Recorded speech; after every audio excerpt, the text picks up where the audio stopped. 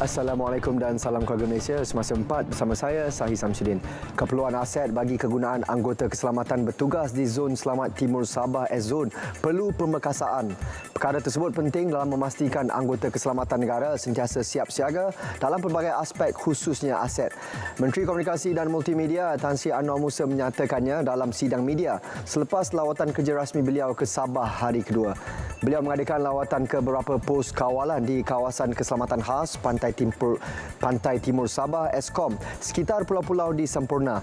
Menurut beliau, lawatan ini membolehkan maklumat tepat diperoleh sekaligus dapat memastikan jenis-jenis bot dan aset yang sesuai digunakan di kawasan dan geografi yang berbeza di pulau-pulau tertentu. Ia juga amat penting dalam memastikan tidak berlaku ketirisan maupun pembaziran akibat maklumat yang kurang tepat. Dalam perkembangan lain, Tan Sri Anwar juga mendapati isu berkenaan telekomunikasi turut memerlukan peningkatan dan penambahbaikan. Beliau akan memastikan pembekal atau syarikat yang terlibat meningkatkan liputan talian telekomunikasi di kawasan ini. Persediaan persiapan sambutan Hari Malaysia 2022 sudah mencapai 40%. Menurut Setiausaha Kerajaan Negeri Datuk Zaidi Johari, persiapan melibatkan penandaan kawasan khemah, pentas persembahan dan beberapa khemah sudah mula dipasang di dataran Memorial Pengisytiharan Kemerdekaan.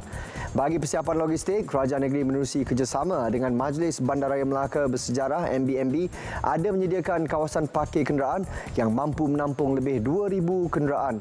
Manakala Panorama akan menyediakan shuttle bagi mengambil pengunjung yang ingin ke sambutan berkenaan. Beliau turut meminta orang ramai untuk hadir lebih awal bagi mengelakkan kesesakan. Selain persembahan sambutan Hari Malaysia, turut diadakan konsert rakyat yang akan dimeriahkan penyanyi terkenal tanah air.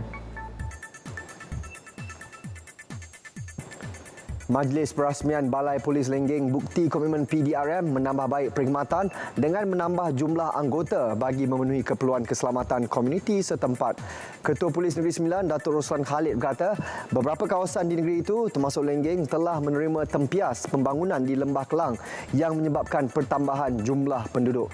Justru perkhidmatan anggota polis yang lebih ramai amat diperlukan. Kekuatan semasa Balai Polis Lenggeng ketika ini adalah 20 anggota dan keadaan itu sekaligus memberi cabaran dalam melaksanakan tugas menjaga keselamatan dan ketenteraman awam.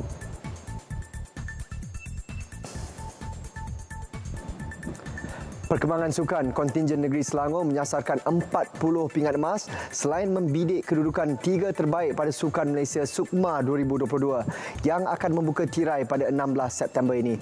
Menteri Besar Selangor, Datuk Seri Amruddin Syahri berkata, sasaran itu realistik untuk diterjemahkan melihat persediaan dan persiapan rapi yang dilakukan.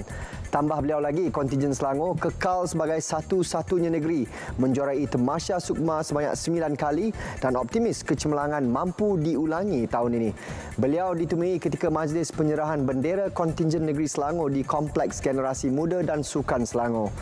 Pada majlis sama turut diadakan penyerahan watikah lantikan kepada bapa-bapa angkat pasukan Sukma yang berperanan memudahkan pelarasan dan meringankan beban dihadapi persatuan-persatuan sukan. Edisi kali ini, kontingen negeri Selangor menghantar kekuatan 490 atlet dan 75 jurulatih yang akan mengambil bahagian dalam 30 jenis sukan dipertandingkan.